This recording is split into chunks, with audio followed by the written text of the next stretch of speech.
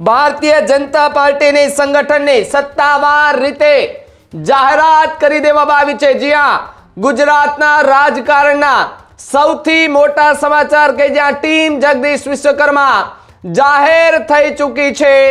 વડોદરાના સાંસદ હેમાંગ જોશી યુવા મોરચાના પ્રમુખ બનાવવામાં આવ્યા છે।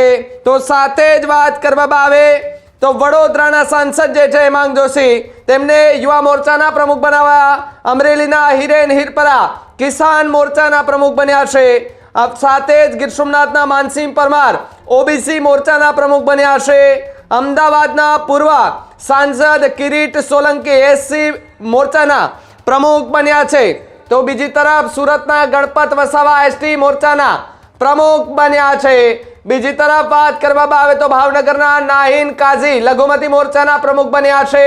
બીજી તરફ વાત કરવામાં આવે તો પ્રશાંત કોરાટને બમ્પર લોટરી જે છે તે લાગી હોવાની વાત છે। પ્રશાંત કોરાટને પ્રદેશ સંગઠનના મહામંત્રી બનાવવામાં આવ્યા છે। બીજી તરફ વાત કરવામાં આવે તો અનિરુદ્ધ દવે અજય બ્રહ્મભટ્ટ અને હિતેન્દ્ર ચૌહાણ એ પ્રદેશ મહામંત્રી બન્યા છે। ભાજપના પ્રદેશ સંગઠનના ડોક્ટર અનિલ પટેલને મુખ્ય પ્રવક્તા બનાવાયા છે। સાથે જ પ્રશાંત વાળા ગુજરાત મીડિયા સેલના ઇન્ચાર્જ જે છે તે બન્યા છે। જયવદ્રસિંહ પરમાર રમેશ જડુક ભરત પંડ્યા પ્રદેશ ઉપાધ્યક્ષ તરીકે નિમણૂક થઈ છે। રાજેશ ચુડાસમા નટુજી ઠાકોર ગીતાબેન રાઠવા પ્રદેશ ઉપાધ્યક્ષ બન્યા છે। ગૌતમ ગેડિયા અરવિંદ પટેલ રસિક પ્રજાપતિ કંજના પટેલ પ્રદેશ ઉપાધ્યક્ષ બન્યા છે। શંકર આંબલિયાર સંજય દેસાઈ નીરવ અમીન પ્રદેશના મંત્રી બન્યા છે। સાથે જ કૈલાસ ગામિત મુક્તિબેન જોશી સોનલ સોલંકી પ્રદેશના મંત્રી બન્યા છે। બીજી તરફ પ્રદીપસિંહ રાઠોડ સીતાબેન પટેલ એ પ્રદેશના મંત્રી જે છે તે બન્યા છે।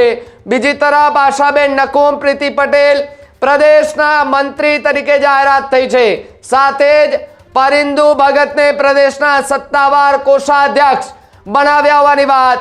ગુજરાતના રાજકારણના આ સૌથી મોટા સમાચાર જે છે તે અત્યારે કહી શકાય કે જેની અંદર ભારતીય જનતા પાર્ટીનું આ પ્રદેશનું સંગઠન જે છે તે સત્તાવાર રીતે જાહેરાત એમની કરી દેવામાં આવી છે।